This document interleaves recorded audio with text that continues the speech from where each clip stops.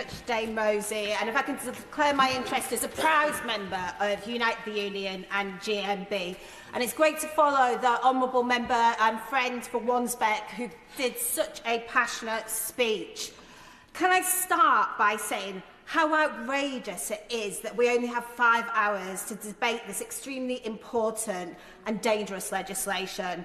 And as has been mentioned many times before, there's been well over 100 amendments submitted to this bill, showing the numerous flaws in it. But in the brief time I'll try and I'll just touch upon a few. Firstly, the retention of protections against unfair dismissal as covered by Amendment 1. Too many people already have very little protection in this regard. And when I was a trade union official, I frequently represented members with unscrupulous employers who sought to dismiss employees because they dared to challenge their working conditions. I recall in particular one member who had MS and had to work with banknotes, which triggered her condition. And rather than looking into redeploying her to a more suitable position, the employer sought to dismiss her. And to add insult to injury, she was a trade union rep herself and had often stood up for other members. And sadly, the laws which this government is seeking to further water down didn't even protect her. Now, turning now to Amendment 4, which introduces a requirement for the government to publish impact assessments on the regulations.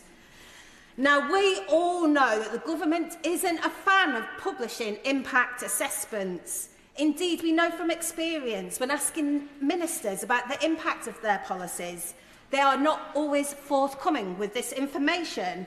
And anyone could be mistaken for thinking at times they've got something to hide.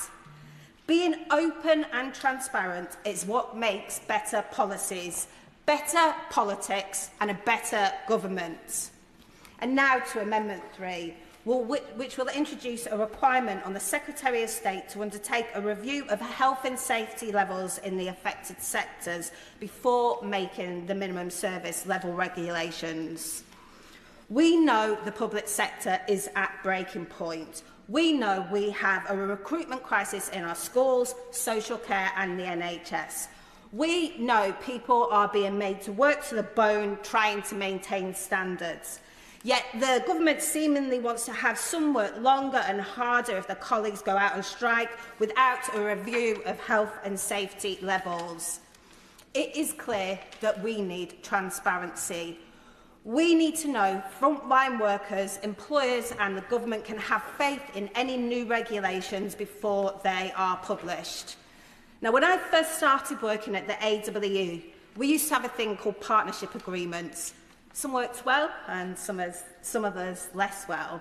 But the key to their success was the employer and the trade union genuinely working together to ensure the best outcomes. There was a recognition that a successful workplace meant motivated employees who could be further rewarded when the company was doing well. And when there were issues around health and safety or staff morale, this could be solved.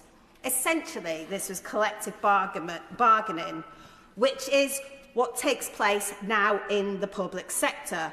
Trade unions and the employer already negotiate service levels when disputes take place. And this is what needed to happen now. Ministers needed to get round the table with the trade unions and negotiate a deal, instead of introducing a shoddy, ill-thought-through legislation which will only cause further disharmony in the already stretched and overworked public sector. The trade union movement is open and transparent. Trade union money is some of the cleanest in politics, which is more than can be said for other areas. Unions ballot to appoint a General Secretary. They ballot for their committees. They have a ballot to have a political fund, something companies don't do when donating money to their favoured politicians or political parties. They ballot for industrial action with already some of the highest thresholds and legal barriers in the world. And what else do trade unions do, Madam Rosie? They represent workers. They fight to protect workers, and they seek to ensure successful businesses to their members can also benefit. Instead of bringing legislation to attract trade unions and workers, we should be listening to and working with them. And I'm proud to say that a future Labour government will always do just that.